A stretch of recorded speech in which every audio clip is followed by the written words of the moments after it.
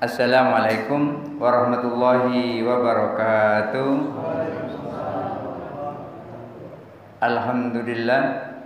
Alhamdulillahi nasta'inuhu wa nastaghfiruh wa na'udzu billahi min syururi anfusina wa min sayyiati a'malina. May yahdihillahu fala mudhillalah wa may yudhlilhu fala hadiyalah. Asyhadu an la ilaha illallah wahdahu la syarikalah wa asyhadu anna Muhammadan abduhu wa rasuluhu la nabiyya ba'dah. Allahumma shalli ala sayyidina Muhammad wa ala ali sayyidina Muhammad.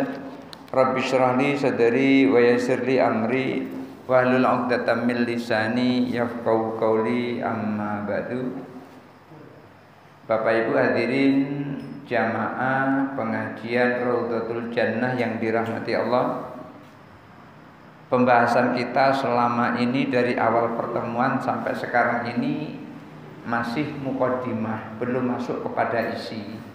Dan ini di ujung-ujung muqaddimah. Jadi kita belum membahas isi selama ini, baru muqaddimahnya saja.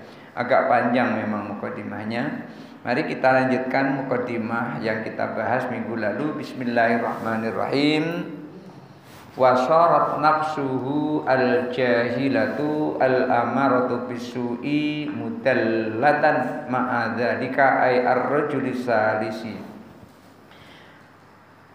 Maka orang yang ketiga ini, orang yang nuntut ilmu pada golongan yang ketiga, nuntut ilmu golongan pertama kan niatnya lillahi ta'ala. Karena niatnya lillahi ta'ala, maka ia nuntut ilmu itu digunakan untuk bekal di hari kemudian.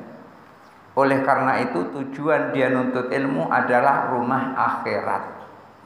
Rumah akhirat yang dimaksud adalah surga. Karena di akhirat itu rumah itu ada dua, satu surga, satu neraka. Dan yang dimaksud di sini yang dicari adalah rumah akhirat berupa surga, bukan neraka. Ini orang yang pertama.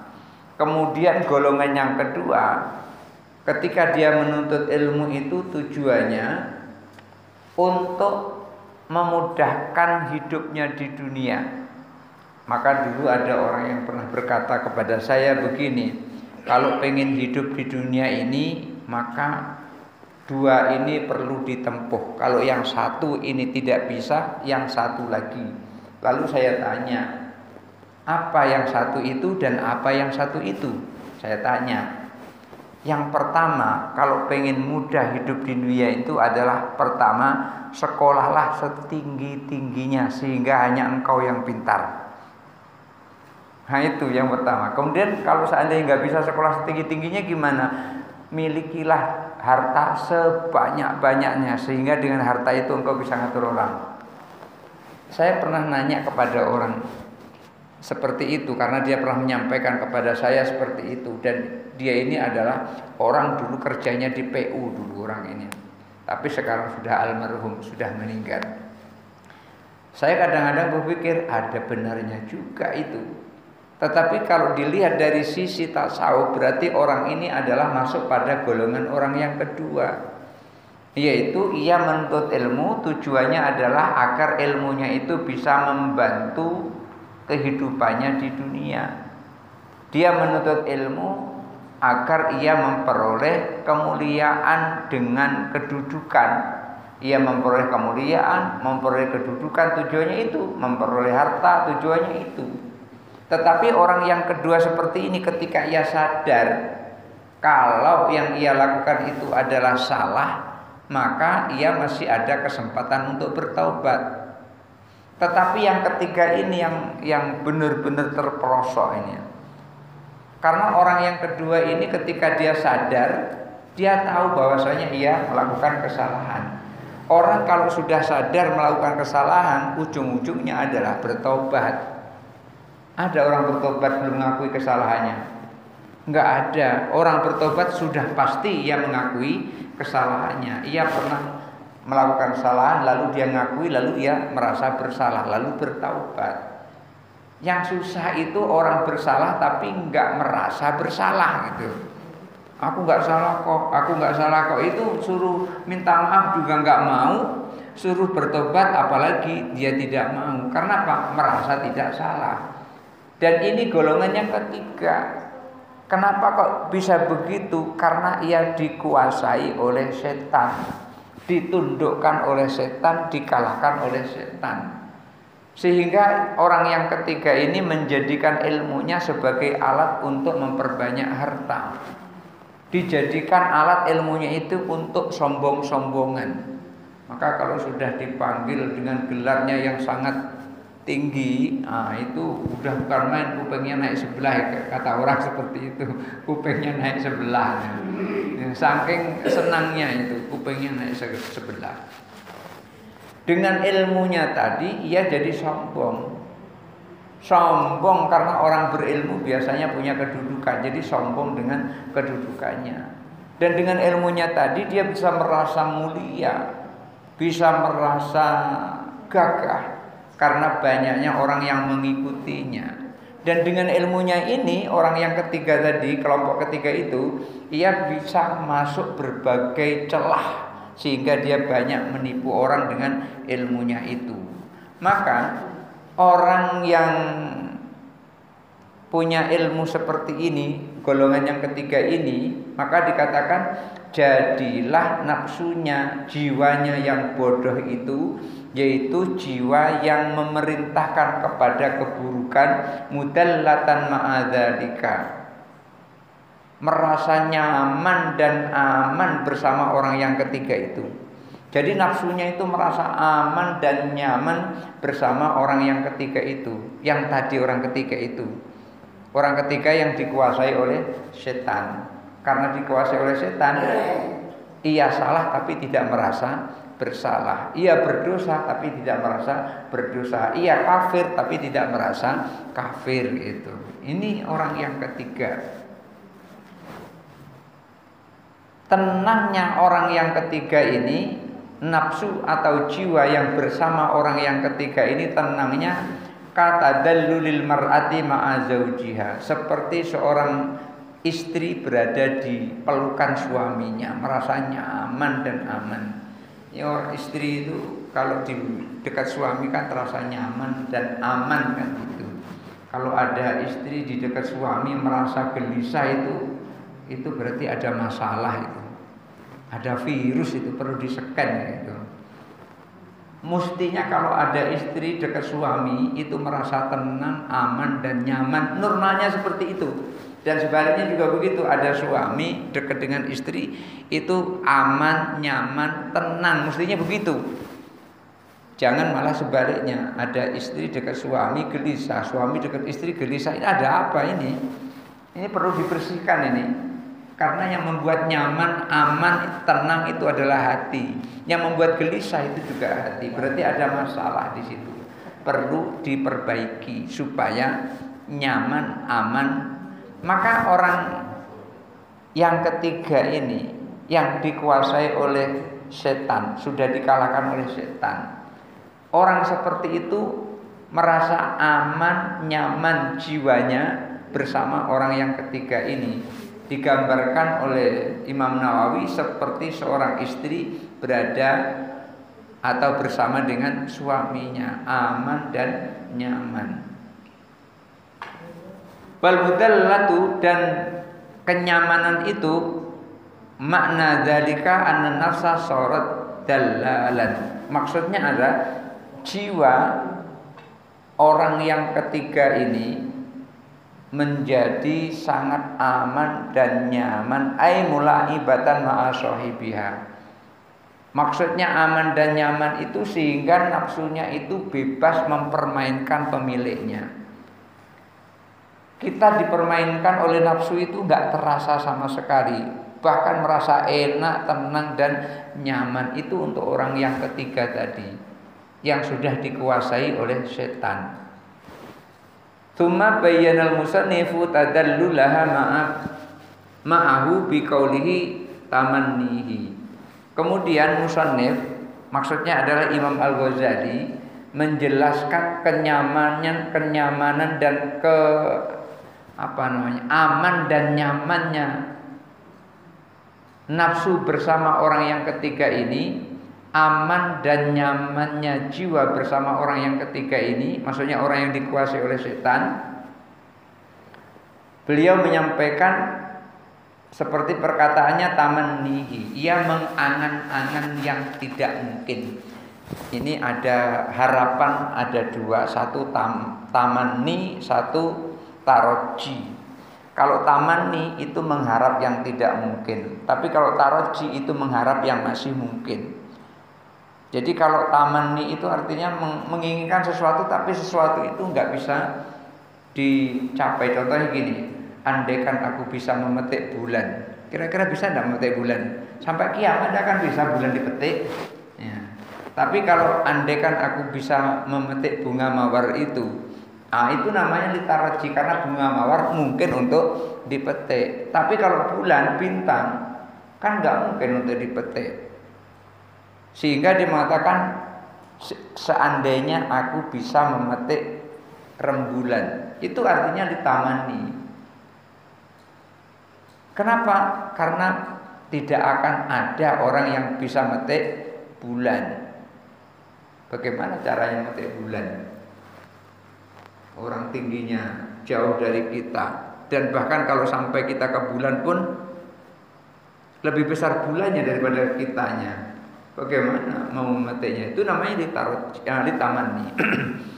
Kemudian musannif menggambarkan, menjelaskan ketenangan, kenyamanan jiwa bersama orang yang ketiga ini dengan ucapannya tamannihi, yaitu mengangan-angan yang tidak mungkin. Fataratan ta'muruhun nafsu bi ayyatamanna ma ba'da hasulan. Kadang-kadang nafsunya memerintahkan untuk berangan-angan pada sesuatu yang sulit untuk diraih. Kal jannati, seperti surga, wa thawabil azimi, dan pahala yang besar. Surga dan pahala yang besar itu kan sulit untuk memperolehnya, harus dengan perjuangan dan istiqomah, kan gitu. Gak bisa sekali dua kali langsung dapat, harus sampai akhir hayat. Orang kalau pengen surga itu harus sampai akhir hayat meraihnya, gak boleh hanya sesaat itu. Umpamanya gini, pengen masuk surga, terus mengucapkan 2 kalimat syahadat, kemudian terus sholat, kemudian terus puasa, setelah itu enggak sama sekali, sampai akhir hayatnya enggak sama sekali. Kira-kira masuk surga? Masuk, cuman sulit untuk masuknya. Bukan dimasukkan, beda masuk dengan dimasukkan. Orang masuk surga itu berusaha sendiri, merangkak-rangkak sendiri, meniti siratal mustaqim sendiri. Tetapi kalau dimasukkan, kita terima beres, tahu-tahulah sudah masuk ke dalam surga. Itu bedanya antara masuk dan dimasukkan. Dan kita berharap kepada Allah, kita tidak masuk surga tapi dimasukkan surga. Nah, orang yang seperti ini mengangan-angan seperti itu, sesuatu yang sulit untuk diraih. Watarajjihi, dan ia juga punya angan-angan, wa aitaratan ta'muruhu nafsuhu bi ayyatarajja masahula hasuluhu. Kadang-kadang ia juga berharap-harap terhadap dirinya, nafsunya itu memerintahkan untuk berharap terhadap sesuatu yang mudah untuk dicapai. Artinya mudah dicapai itu saat itu langsung dapat. Kalmali, seperti harta. Yang surga tadi kan sulit untuk didapat, artinya begitu dia pengen tidak langsung dapat. Dapatnya surga nunggu dia meninggal. Enggak ada surga diraih dalam keadaan hidup. Siapa orang hidup ini masuk surga? Saya kayaknya belum pernah melihat ada orang hidup masuk surga. Yang masuk surga orang telah meninggal. Jadi syarat untuk masuk surga itu harus meninggal. Kalau belum meninggal belum bisa masuk surga. Artinya sulit itu artinya adalah lama. Untuk memperolehnya itu lama, perlu perjuangan sampai akhir hayat. Tetapi untuk memperoleh harta itu enggak perlu sampai akhir hayat.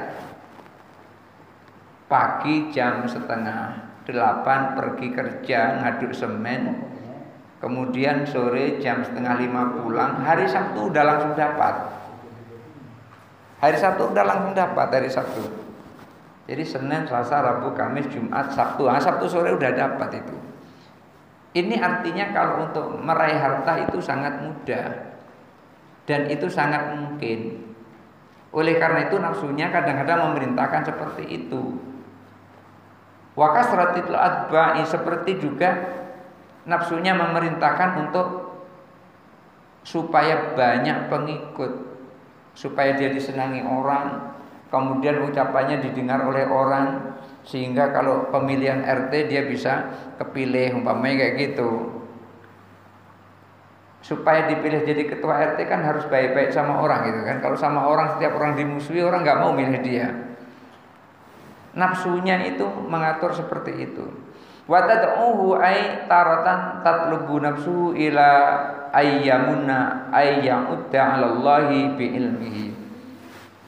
Tetapi juga lebih parahnya lagi itu kadang-kadang ia mengajak, maksudnya adalah nafsunya menuntut untuk menghitung-hitung amalnya. Nafsunya untuk menghitung-hitung amalnya. Di mana ia menghitung amal? Di hadapan Allah, Masya Allah. Dia beramal kepada Allah, lalu ditunjukkan kepada Allah, lalu ia menghitung-hitung di hadapan Allah. Bi'ilmihi, dengan ilmunya. Ya memang kita ketika kita beramal semuanya adalah lillahi ta'ala, untuk Allah. Tapi enggak untuk dihitung-hitung di hadapan Allah. Ya Allah saja memberikan nikmat kepada kita, enggak hitung-hitung. Masa kita beribadah kepada Allah mau hitung-hitungan? Ya kalau Allah memberikan kepada kita hitung-hitungan, kalau Allah memberikan kepada kita enggak hitung-hitungan, apa kita mau hitung-hitungan kepada Allah? Ya samalah ketika ada orang yang tidak hitung-hitungan sama kita, masa ya kita akan hitung-hitungan kepada dia? Misalnya ada orang nih, ada tetangga atau siapalah gitu, kepada kita itu Masya Allah, ketika kita ada pekerjaan, dibantunya pekerjaan itu sampai selesai. Apakah begitu dia membantu kita sampai selesai itu kita terus diam begitu saja? Pasti tidak. Nanti akan disiapkan kopi. Nah, itu enggak punya perasaan orang bantu kita tapi enggak disiapkan apa-apa. Tentu nanti akan disiapkan kue, kan gitu ya. Kalau ada orang bantu kita, masa didiamkan saja?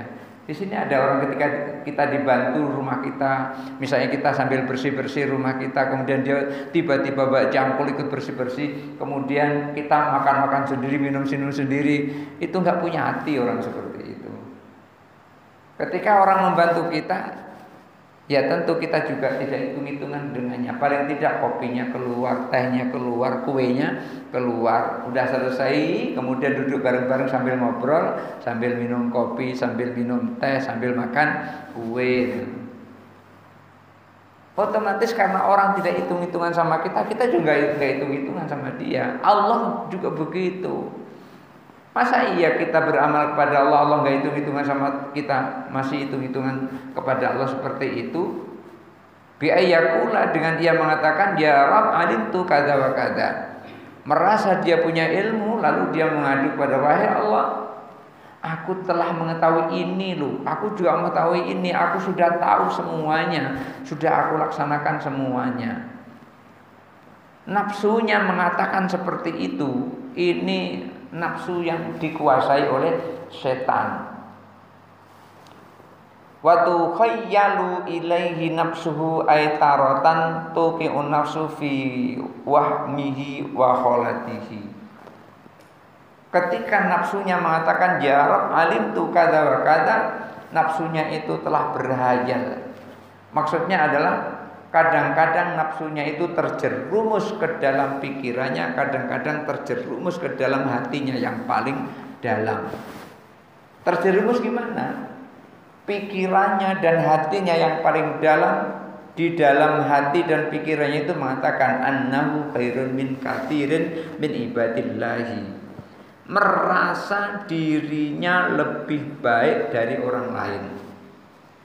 Ketika disebut orang lain ini apalah, belum ada apa-apanya dengan aku. Wah dia itu ibadahnya belum ada apa-apanya dengan aku.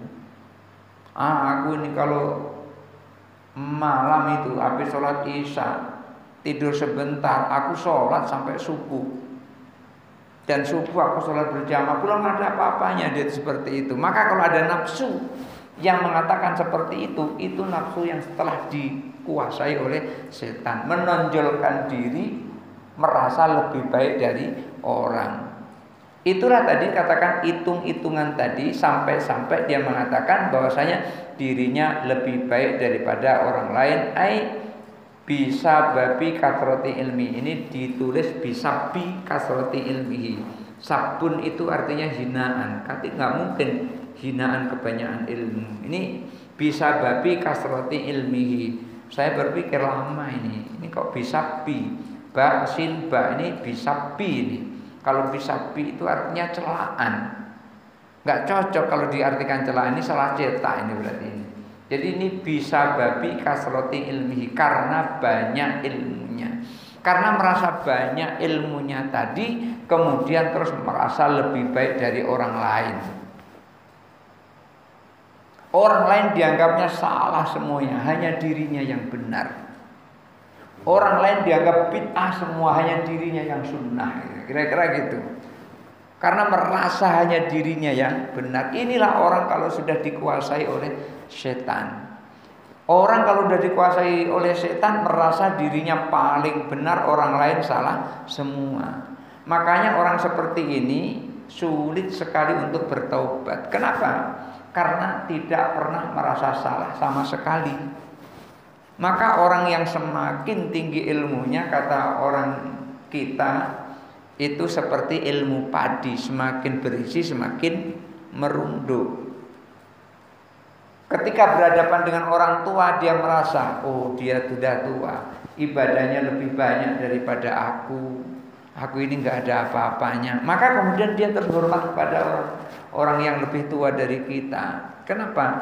Karena merasa ia belum apa-apa dibanding orang itu. Ketika yang melihat yang lebih muda atau yang lebih kecil dari dia mengatakan, aku umurku lebih tua, lebih lama aku hidup daripada dia. Berarti dosanya lebih banyak aku daripada dia, karena dia belum seberapa banyak dosanya yang ia lakukan daripada aku. Artinya merasa dirinya itu hina di hadapannya, sehingga tidak ada kesombongan sama sekali. Kalau orang yang seperti ini, dia ada harapan untuk bertaubat. Tetapi kalau merasa dirinya lebih baik dari orang, merasa dirinya lebih benar dari orang, merasa dirinya lebih sunnah daripada orang, yang lain pada bid'ah semua, maka yang seperti ini sulit untuk bertaubat. Kenapa kalau sulit untuk bertaubat? Yang nggak merasa salah, kenapa harus bertaubat? Inilah orang yang dikuasai oleh setan. Oleh karena itu, kadang-kadang nafsunya itu terjerumus ke dalam pikiran dan hatinya yang paling dalam, bahwasanya dialah yang paling baik di antara orang-orang. Kenapa? Sebab dia punya ilmu. Sehingga dengan ilmunya itu dia bisa merasa lebih daripada orang lain. Oleh karena itu Imam Al-Ghazali menasihati kepada kita di dalam muqaddimahnya ini, fakun ayyuhat talibu lil ilmi minal fariqi ayat ifatil awwali. Maka jadilah wahai orang yang menuntut ilmu, jadilah termasuk kelompok yang pertama. Jangan masuk kelompok kedua, apalagi masuk kelompok ketiga. Jadilah masuk kelompok pertama. Siapa kelompok pertama? Orang yang menuntut ilmu lillahi ta'ala. Tujuannya untuk memperoleh bekal di akhirat. Tujuannya untuk memperoleh rumah yang baik di akhirat, yaitu surga. Tidak ada tujuan lain-lainnya. Jangan seperti orang yang kedua, tujuannya hanya untuk mempermudah kehidupannya. Apalagi orang yang ketiga, tujuannya adalah untuk bangga-banggaan, sombong-sombongan, membantah perkataan orang, menyalahkan orang dengan ilmunya. Kenapa? Karena sudah dikuasai oleh setan. Maka Imam Ghazali menjelaskan, wahai penuntut ilmu, jadilah engkau pada kelompok yang pertama. Wa huwan naji. Orang yang pertama itu adalah orang yang selamat. Ketika kita belajar seperti ini, niatnya adalah seperti kelompok pertama, yaitu lillahi ta'ala, maka termasuk orang yang selamat. Maka beliau benar-benar mengingatkan kepada kita, wahdar ay ihtajir antakuna minal fariqisani. Berhati-hatilah engkau, kata beliau, kata Imam Ghazali, berhati-hatilah agar engkau tidak menjadi kelompok yang kedua. Berhati-hati jangan masuk kelompok yang kedua. Kenapa kok beliau pesen jangan sampai masuk kelompok kedua? Karena kelompok kedua itu wawal musyrifu alal halaki. Kelompok kedua itu akan membimbing kepada kebinasaan. Ini kelompok kedua akan membimbing kita kepada kebinasaan. Saya ulang lagi, siapa kelompok kedua itu? Kelompok kedua itu adalah orang yang belajar tujuannya adalah untuk memudahkan hidup di dunia ini saja, tidak memikirkan akhirat sama sekali. Tujuannya supaya memperoleh kehormatan, tujuannya supaya memperoleh kedudukan, tujuannya supaya memperoleh harta. Walaupun nanti setelah ia sadar, dia bisa bertaubat yang seperti itu, tidak seperti yang ketiga. Maka beliau sampaikan, jangan sesekali engkau masuk kepada kelompok yang kedua. Imam Nawawi menjelaskan, kelompok kedua itu adalah orang yang membimbing menuju kepada kebinasaan. Lalu Imam Ghazali menyampaikan, fakam min musawwifin ajalahul ajalu qabla taubati fakhosirah. Beliau menyampaikan berapa banyak orang. Ini fakam itu adalah merupakan fa ini fa penjelasan. Ai li anna kasiran. Karena kam ini artinya berapa. Kalau kita nanya kam samanan, berapa harganya gitu. Kam samanan hadal, misalnya hadat tamar, berapa harga kurma ini. Kam samanan hadal kitab, berapa harga kitab ini. Kam itu artinya berapa. Maka fakam min musawwifin ajalahu al ajalu qabla taubati fakhosira. Berapa banyak orang yang menunda-nunda bertobat. Orang yang menunda-nunda bertobat. Akan tetapi ajalahul ajalu, ternyata didahului oleh ajal. Artinya disalib oleh ajal, dikejar oleh ajal. Kakeklah bertobat. Kakeklah bertobat ya. Kakeklah bertobat ya. Akhirnya didahului oleh ajal. Berapa banyak yang seperti itu. Pas lagi dia minum, pas lagi minum minuman keras itu, tiba-tiba meninggal. Pas lagi joget-joget itu di panggung, ndak karu-karuan jogetannya, nyanyi teriak kuat-kuat, tahu-tahu jatuh, meninggal. Rencananya kan nanti setelah aku joget, setelah aku nyanyi, aku bertobat, sholat tobat. Rencananya kayak gitu, ternyata nggak nyampe. Selesai nyanyi langsung rubuh. Berapa banyak yang seperti itu kita lihat di media sosial seperti itu kan? Ada ibu-ibu lagi kemarin tuh viral joget apa tuh senam kemo ya, apa namanya itu. Jadi goyang sana goyang sini, tahu-tahu jatuh, terus meninggal juga situ. Rencananya setelah itu tuh mau bertobat itu, sholat nanti terdiampuni dosa-dosanya. Rencananya begitu. Tapi berapa banyak yang ditunda-tunda taubatnya, lalu didahului oleh ajalnya. Fakhosira, lalu nyesal, lalu rugi. Fakhosira, lalu rugi. Aidalla wa halaka, sesat dan binasa. Ai khazina wa nadama fil akhirati. Sedih dan nyesal di akhirat. Falam yanfa'ul an-nadamu. Falam yanfa'un nadamu. Maka penyesalan pada saat itu sudah tidak ada gunanya lagi. Orang yang ketika menunda-nunda taubat, tidak dilakukan taubat dengan segera, sholat dia tidak mau, puasa Ramadan dia tidak mau. Kemudian kalau sudah didahului oleh ajalnya, dia mati duluan sebelum dia bertaubat, maka penyesalan di akhirat itu sudah tidak ada gunanya lagi. Maka kan ada di dalam Al-Quran itu disebutkan orang yang masuk ke dalam neraka itu minta kepada Allah supaya dikembalikan ke dunia walaupun hanya sesaat. Niscaya akan berbuat baik. Katanya begitu, ada sebutan di dalam Al-Quran seperti itu. Ini saking pengennya. Dan bahkan di dalam kitab Ar-Ruh, Ibnu Qayyim dikatakan di situ ada orang sholat di pinggir kuburan. Artinya sholat di kuburan lah, di sekitar kuburan situ. Kebetulan sholatnya itu pas hari Kamis sore, setelah asar sholat di situ. Maka orang ahli kubur itu, orang di kuburan itu, ketika hari Kamis sore, hari Jumat dan hari Sabtu sebelum matahari terbit, mereka itu bisa melihat siapa orang yang datang ke kuburan. Bisa melihat. Kalau di dunia kenal dia tahu dan dia kenal namanya. Tapi kalau di dunia dia tidak kenal namanya, di akhirat juga tidak kenal namanya. Dia tahu. Jadi orang itu sholat di situ. Setelah sholat tiba-tiba ngantuk.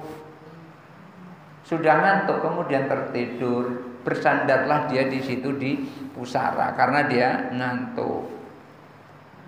Dalam tidurnya dia bermimpi, di mana orang yang tidur tadi dimasuki dalam mimpinya dengan roh orang yang ada di kuburan itu.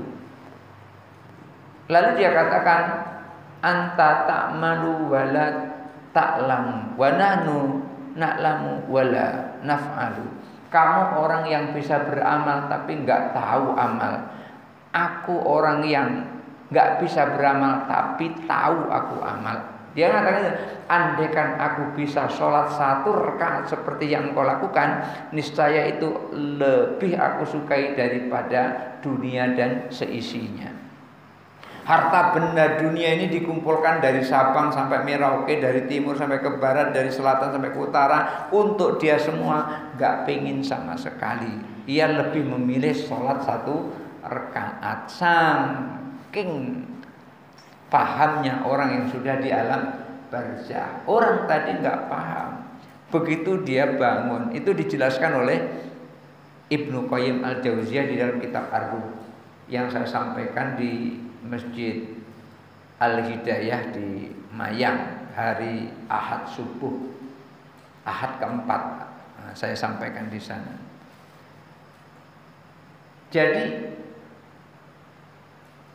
menjadi orang yang menyesal kalau seandainya tidak sempat bertobat lalu didahului oleh ajalnya.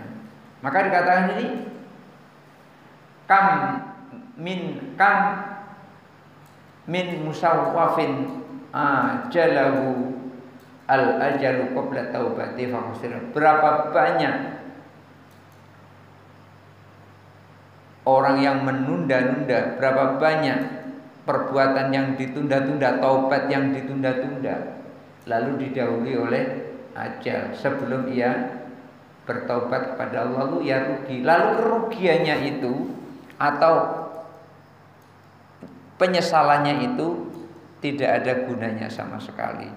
Oleh karena itu Imam Ghazali berkali-kali menyampaikan wa iyyaka tsumma iyyaka. Beliau sampaikan itu, hati-hatilah, kemudian hati-hatilah.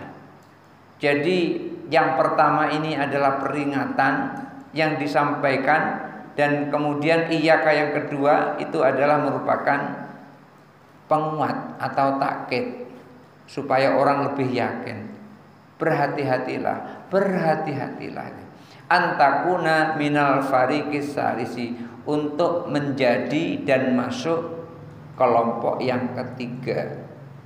Kelompok yang ketiga itu siapa? Kelompok yang dikuasai oleh setan, kelompok yang dikalahkan oleh setan, sehingga perbuatannya itu dianggapnya benar walaupun perbuatannya itu adalah salah. Sehingga dia mengklaim dirinya yang benar, orang lain semuanya salah. Yang tidak sepaham dengan dia adalah salah. Orang seperti itu nggak akan bisa bertobat. Bagaimana bertobat? Orang bertobat itu kan orang yang telah ngakui kesalahannya. Orang yang tidak ngakui kesalahannya tidak akan mungkin dia bisa bertobat. Oleh karena itu Imam Ghazali menjelaskan, wa iyyaka tsumma iyyaka an takuna minal fariqis salisi. Hati-hati, hati-hati, jangan engkau masuk pada kelompok yang ketiga. Wa wal haliku alladzi tadallalat ma'ahu nafsuhu fatahluka. Orang ketiga itu adalah orang yang binasa, di mana nafsumu merasa aman dan nyaman pada kelompok yang ketiga ini, yaitu yang merasa benar padahal dia salah. Fatahluka, fatah laka, kemudian engkau binasa, nggak terasa itu. Wa in lam tahdar fatah laka, maksudnya adalah kalau engkau tidak hati-hati niscaya engkau akan binasa. Halakan la yurja ma'ahu falahuka, binasa sebinasa-binasanya, tidak ada lagi harapan terhadap keberuntungan atau keselamatan. Gak bisa lagi diharap keberuntungannya, gak bisa lagi diharap keselamatannya. Wala yuntadharu sholahuka, dan juga tidak bisa nanti kebaikanmu. Ai khairuka wa shawabuka, maksudnya kebaikanmu dan pahalamu. Orang yang seperti itu nggak bisa ditunggu kebaikannya, nggak bisa diharap kebaikannya. Kenapa? Karena masuk pada kelompok yang ketiga. Fa in qultali fama bidayatul hidayati, lalu ketika engkau bertanya kepadaku, kata Imam Ghazali, apa itu permulaan hidayah? Kemarin kan dari awal kita pertemuan yang dibicarakan adalah hidayah. Permulaan hidayah itu apa gitu? Apa permulaan hidayah? Allati dzakaraha sabiqan, yang allati dzukiraha sabiqan, yang telah disebutkan sebelumnya. Kemarin kan kita membicarakan tentang hidayah kan. Hidayah itu ada permulaannya dan juga ada akhirnya. Lalu apa permulanya itu? Liujarriba biya nafsi, agar aku bisa menguji jiwaku, al-amarah wa ghairuha, apakah jiwaku ini termasuk nafsu amarah atau nafsu yang lainnya. Kan ada nafsu mutmainnah, ada nafsu lawamah, ada nafsu amarah. Nafsu mutmainnah itu jiwa yang tenang. Ya ayyatuhan nafsul mutmainnah, irji'i ila rabbiki radiyatan mardiyah, fadkhuli fi ibadi wadkhuli jannati. Itu nafsu mutmainnah. Ya ayyuhan nafsul mutmainnah, hai jiwa yang tenang, nafsu yang tenang, irji'i ila rabbiki, kembalilah kamu kepada Tuhanmu, radiyatan mardiyah, dengan ridho dan diridhoi. Fadkhuli jannati, dan masuklah kepada surgaku, kata Allah. Fadkhuli fi ibadi, masuklah kepada golongan hamba-hambaku. Fadkhuli jannati, dan masuklah kepada surgaku. Itu jiwa yang tenang, itu namanya nafsul mutmainnah. Ada satu lagi namanya nafsu lawamah. Nafsu lawamah ini masih belum aman, dia masih belum aman. Kadang-kadang masih melakukan kesalahan, tapi ketika dia melakukan kesalahan maka dia mau bertaubat. Dan yang ketiga ini nafsu amarah, ini yang tidak tahu kalau dirinya salah itu. Maka di sini juga dikatakan ada 3 tadi kelompok orang tadi. Kelompok orang menuntut ilmu ada 3. 1 lillahi ta'ala, berarti itu masuk pada nafsul mutmainnah. Yang kedua tadi menuntut ilmu tujuannya hanya untuk membantu kehidupannya di dunia. Nanti ketika dia sadar baru dia bisa bertaubat. Maka ini pada kelompok yang kedua namanya nafsul lawamah. Dan yang ketiga itu nafsul amarah, ini yang selalu memerintahkan kepada keburukan. Dan ketika ia diperintahkan oleh setan kepada keburukan, dia nggak sadar kalau itu adalah buruk. Yang ia tahu itu adalah baik. Maka dia nggak bisa sadar-sadar kalau dia salah. Ini adalah kelompok yang ketiga. Makanya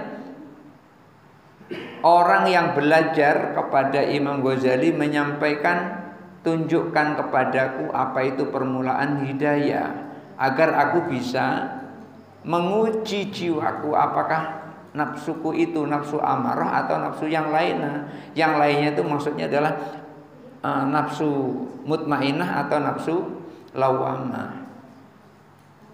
Fahal takbaluha au tumatiluha.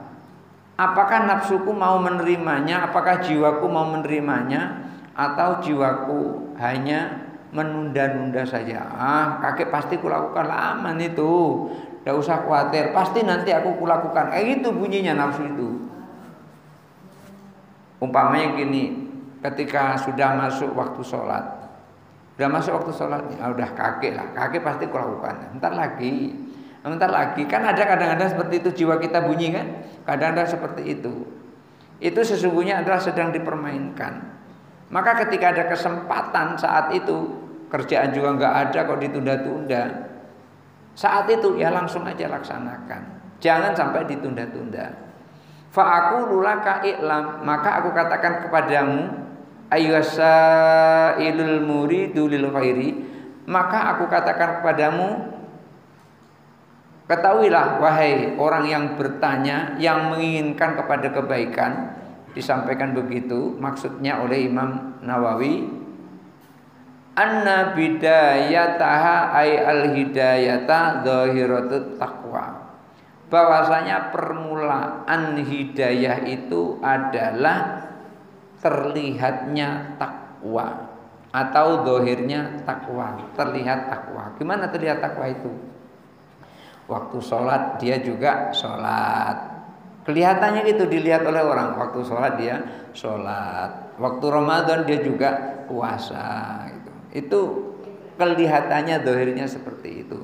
Wa nihayatuha batinatut taqwa, dan akhirnya ujungnya adalah batinnya takwa. Artinya apa? Luar dan dalamnya sama. Fisiknya sholat, tapi batinnya juga ikut sholat. Fisiknya puasa, batinnya juga ikut puasa. Gimana itu fisiknya sholat, batinnya ikut sholat? Ya begini, namanya sholat itu kan menghadap Allah. Iya kan, sholat itu menghadap Allah. Ketika orang sudah Allahu Akbar, itu mestinya pikirannya semuanya itu adalah dicurahkan menghadap kepada Allah semuanya. Tapi kadang-kadang kita tidak seperti itu. Zahirnya sholat tapi batinnya bisa pergi ke pasar tiba-tiba. Udah pergi ke pasar, batinnya tadi terus mikiri utang yang belum kebayar, atau mikiri utang orang yang harusnya dibayar hari ini belum dihubungi. Maka di sini zahirnya sholat tapi batinnya mikiri utang. Utang orang kepada kita ataupun utang kita kepada orang. Maka yang seperti itu zahir dan batinnya berbeda, tidak sama. Oleh karena itu dijelaskan oleh Imam Nawawi, Abu Zakaria Yahya bin Syaraf, bukan Imam Nawawi ini, bukan Mbah Kiai Nawawi ini. Ini Mbah Kiai Nawawi namanya Imam Nawawi Al-Bantani, orang Banten. Banten itu Jawa Barat. Jawa itu artinya udara, Barat itu artinya dingin. Jawa Barat berarti udara dingin. Jadi kalau misalnya di Mekah sana Min fin inta, dari mana kamu?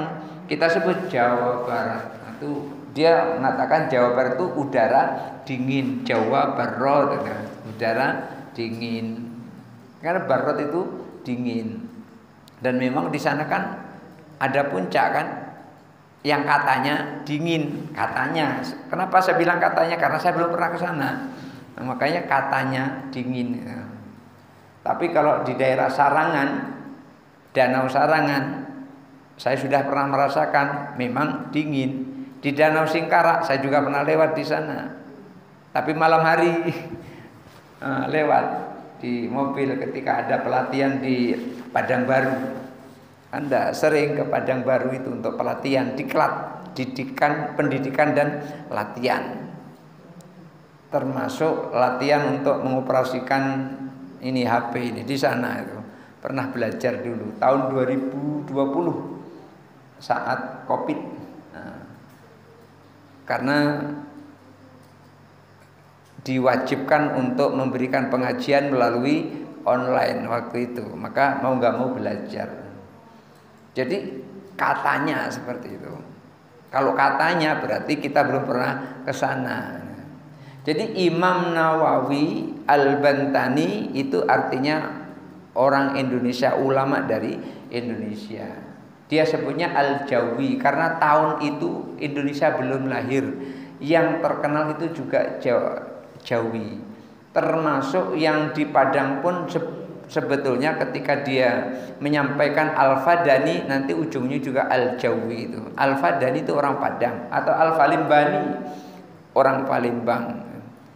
Cuman semuanya itu adalah masih disebut Al-Jawi itu. Karena Indonesia belum lahir waktu itu. Dulu orang-orang Indonesia ngirim orang ke Mekah itu ulama-ulama yang dikirim.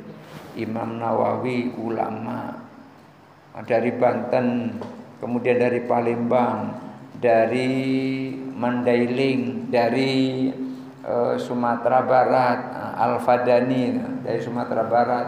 Ulama banyak dikirim ke Mekah jadi imam Masjidil Haram, jadi imam di Masjid Nabawi. Sekarang juga banyak dikirim tapi bukan ulama, TKI. Banyak TKI dikirim ke sana.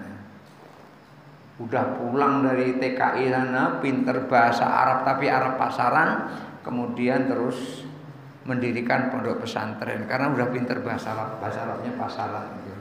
Karena bahasa Arab pasaran itu nggak bisa mempelajari kitab seperti ini. Karena ini bukan bahasa Arab pasaran tapi bahasa fusiyyah atau bahasa Al-Qur'an. Kalau seandainya orang bisa pinter bahasa Arab itu, orang Arab nggak perlu sekolah. Nggak perlu sekolah, sudah langsung paham baca kayak gini. Tapi ternyata nggak juga bisa paham seperti itu.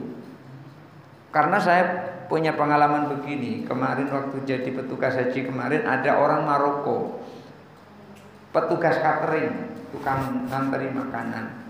Awal mulanya nggak begitu respect nengok saya, tapi begitu kenalan, kemudian terus membahas satu ilmu waktu itu tentang tauhid. Setelah itu dia benar-benar tertarik, sehingga di mana saya duduk dia ada di situ. Sampai-sampai akhirnya ngobrol lama itu sudah menjelang waktu maghrib. Saya bilang kepadanya, "Afan ahi, saaftur, maaf, kira-kira maaf dulu gitu. Maaf saudara, saya mau buka dulu." Kaget dia. "Anta shaim, kamu puasanya?" Saya jawab, "Nah, ana shaim." Lalu dia sibuk pergi ke depan. Dia bilang, "Intadir mudatan." Dia bahasa kayak gitu. Tunggu sebentar. Dia ke depan, ke toko. Rupanya dia beli jus kurang lebih 2 kilo, beli susu kurang lebih 2 kilo, kemudian beli pisang gandapis, kemudian terus ada apel, kemudian ada nasi. Berikan saya semua itu. Masya Allah, sebanyak ini gak habis saya. Apa katanya? Dalam bahasa Indonesia ini belum seberapa dari yang engkau berikan kepadaku. Kira-kira gitu dia nyebutnya gitu. Ini belum seberapa dibanding apa yang kau berikan kepadaku. Ini orangnya masih ada, saya rekam itu orangnya. Saya ajak selfie berdua di situ untuk kenang-kenangan. Masih muda dia, mungkin sekitar umur 24 tahun atau 25 tahun, masih muda. Jadi ternyata orang Arab itu sendiri tidak semuanya bisa membaca kitab seperti ini. Kenapa? Hanya orang-orang yang belajar saja yang bisa. Yang tidak belajar ya tidak bisa. Walaupun dia bisa bahasa Arab. Kira-kira kalau di Indonesia itu pintar bahasa Jambi kira-kira gitu. Atau pintar bahasa Padang. Tapi enggak semuanya pintar bahasa Indonesia. Contohnya ini Pak Sainun tuh udah berapa puluh tahun di kota Jambi ini. Kalau ngomong bahasa Padangnya masih totok bener. Kadang-kadang saya juga bingung dengerinnya. Apa memahaminya tuh bahasanya tuh. Terpaksa saya memutar otak untuk memahaminya itu. Karena saya sering bertemu dengan Pak Sainun. Dulu waktu sama-sama di kebun kelapa dulu. Waktu masih kuliah dulu. Jadi ketika seseorang tertipu dengan orang yang ketiga ini, maka diingatkan oleh Imam Ghazali jangan sampai tertipu. Maka dikatakan hidayah itu permulaannya adalah pada zahirnya takwa dan nihayahnya ujungnya adalah pada batinnya takwa. Fala akibatan aula ghanimatan illa bittaqwa. Tidak ada yang bisa diraih, tidak ada yang bisa dicari kecuali dengan takwa. Wala hudan ay rasada illa lil muttaqin. Dan tidak ada petunjuk atau tidak ada bimbingan kecuali untuk orang-orang yang bertakwa. Al